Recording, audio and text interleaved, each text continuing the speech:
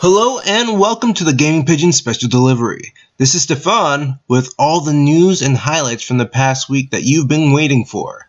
We have quite a bit to get through this week, so let's get it started. First story of the day is the new controversy surrounding the legendary Pokemon Articuno in Pokemon Go. Earlier this week, an Ohio couple claimed that they had found an Articuno gifted to them by Niantic Labs. After much speculation, the couple took to Twitch to prove that the legendary bird was actually in their Pokemon lineup. Not only did they show the game running with Articuno in their roster, but they also showed an email from Niantic Labs claiming that they had won or had been gifted this legendary Pokemon. With this information out, Niantic Labs has pulled all of the Articunos from this account and all other accounts that have received the legendary Pokemon as a quote-unquote gift. This event, compounding with the loss of the Pokemon tracker to find the Pokemon in relation to where you are, continues to put a strain on Niantic and Nintendo to show some results in terms of what happened to the game that was once so very popular only a couple weeks ago. Overall, I feel as though Niantic has dropped the ball in terms of communicating with the fans and community that has grown over the past few weeks since the game has come out. Unfortunately, it seems as though they have kind of fallen into the trap that several other games, console, mobile, or otherwise, have, that seem to give off the idea that the developers and publishers of the game don't actually care about the community that they've created through the game. Hopefully things improve rather quickly, or this Pokemon Go thing might just become another passing fad, like Angry Birds or Flappy Bird or whatever bird you want to flip off at Niantic right now. Anyway, on to the next story.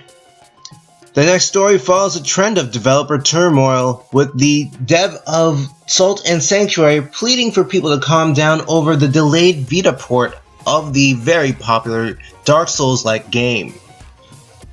Salt and Sanctuary's developers, Ska Studios, has issued a plea for people to stop chastising the team for a lack of a solid release date on the Vita port. James Silva, founder of Ska Studios, says that he will delete any and all berating comments surrounding the team not finishing a Vita port for Salt and Sanctuary. Also saying that he just hates to see the industry becoming such a toxic place. He further clarified that the Vita port is actually being handled by Sickhead Games, the studio responsible for the Vita versions of Axiom Verge, Towerfall, and Octodad Deadliest Catch. With this new clarification, we have found out that Sickhead Games was supposed to finish their version of the game on the Vita at the same time the PS4 and PC versions were to come out. Silva claims that it has been a much bigger challenge to work with multiple game devs at the same time, causing the game to be delayed so much more than initially expected.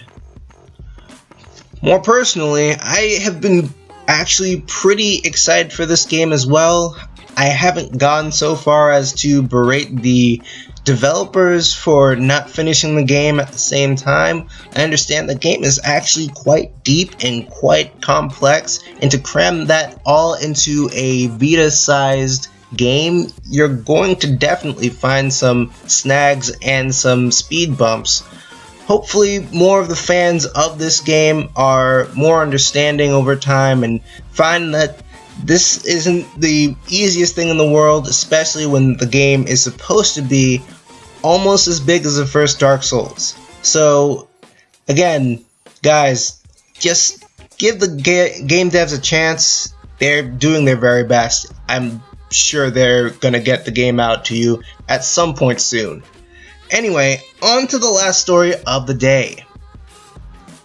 Up next, we have a couple of release dates for some pretty big games, including Darkest Dungeon, which comes out September 27th, first of all, on Vita and PS4. First up, we have some games coming out on August 2nd, which has already passed by this point. We have Abzu for PS4 and PC. We have Batman, the Telltale series, Episode 1, Realm of Shadows, for the Xbox One, Xbox 360, PS4, PS3, PC, Mac, iOS, and Android. We have Don't Starve, Shipwrecked, for the PS4 and Xbox One. And we have Galgun Double Peace for the PS4 and PS Vita. Up next, we have games coming out on August 3rd. Games coming out today.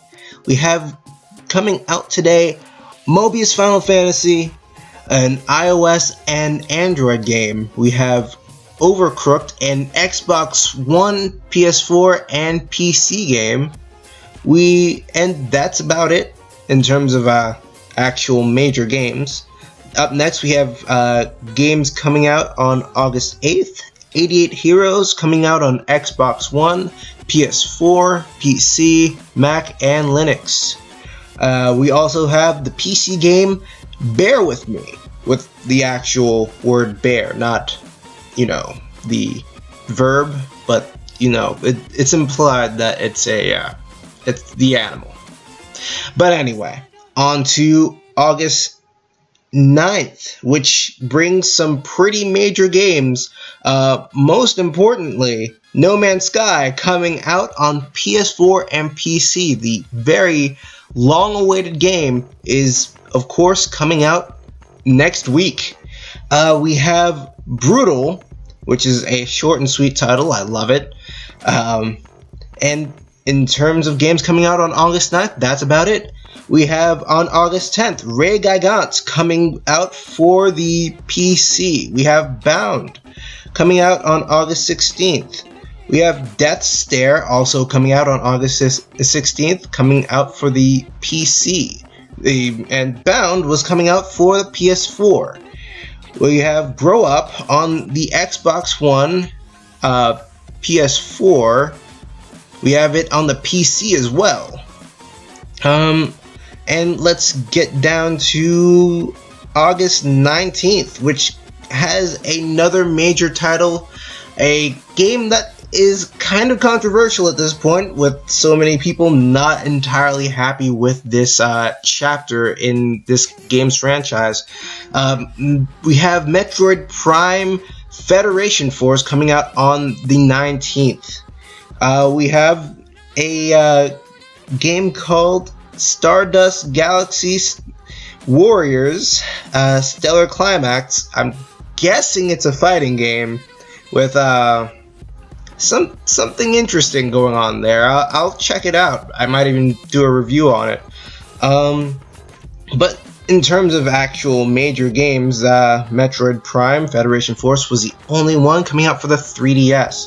We also have Alone With You coming out on the 23rd, coming out for the PS4 and the Vita. And also on the 23rd, a major release, we have Deus Ex Mankind Divided, a game that many have been waiting for quite a while, seeming to round off the Deus Ex franchise. In terms of other games coming out that day, we have Inside, the PS4 edition, a game that has gotten rave reviews from Game Informer in particular. We have King of Fighters 14 coming out on August 23rd, a game I am very much excited for. I actually can't wait for that game to come out. I haven't actually had time to download the demo that had come out sometime last week, or even a week before, from what I understand. And that's about it for the 23rd. Let's skip down to August 30th, which has, once again, a pretty major game coming out. We have Attack on Titan, the game by Koei. It seems to be pretty popular among, of course, the anime community, and it is coming out on Xbox One, PS4, PS3, Vita, and PC. Up next, we have a sequel to a game that I have been playing for the past few weeks, about a month now, the sequel to God Eater Resurrection, God Eater 2 Rage Burst, coming out for the PS4, Vita, and PC. PC is actually a surprise to me, so I'm actually kind of happy that I learned that just now. We have a re-release of Resident Evil 4 for the Xbox One and PS4 coming out, and also on August 30th. We also have Hatsune Miku Diva X. This game was highlighted, not sure why, also coming out on August 30th, PS4 and PS Vita. And that's about it for this month, aside from, World of Warcraft Legion. But I don't really play World of Warcraft. I really don't know of any other people that are playing World of Warcraft right now. Comes out on August 30th for Mac and PC. But again, it's not entirely the cream of the crop in terms of MMORPGs at this point. I feel like the game has really petered off. The competitive scene has taken root, and yeah, there's that. So anyway, that's about it for game releases this month. I hope you find something in that pile of games. I'm sure there are other games, more minor games, that are coming out this month that I might have completely missed. But yeah, hope you find a game that you like and enjoy. Maybe tell us about it at the Gaming Pigeons Twitter or the Gaming Pigeons blog. You can follow us at the Gaming Pigeons Twitter at TG Pigeon Tweets. And you can also, if you would, subscribe to the Gaming Pigeon YouTube channel, what you are listening to right now, or watching, or I'm not sure exactly how people are viewing or consuming this media, but I'm sure you got it down pat. It's one of those things that you kind of just feel out for yourself. But anyway, I don't really have too many updates for the Gaming Pigeon blog this week. I will be looking for more updates from the team so that I can keep you updated on everything that's going on at the Gaming Pigeon blog. And I mean, the other way you can do that, like I said, is follow us on Twitter at TG Pigeon Tweets. I guess like and subscribe, like most other people on YouTube say. But as I would normally say, I hope you had a good day, or having a good day. I hope you have some pretty good summer memories. If you're still in that point at which you are not entirely done with college like I am.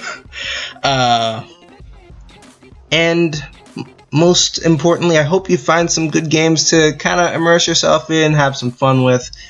And, of course, once again and always, good gaming, everyone.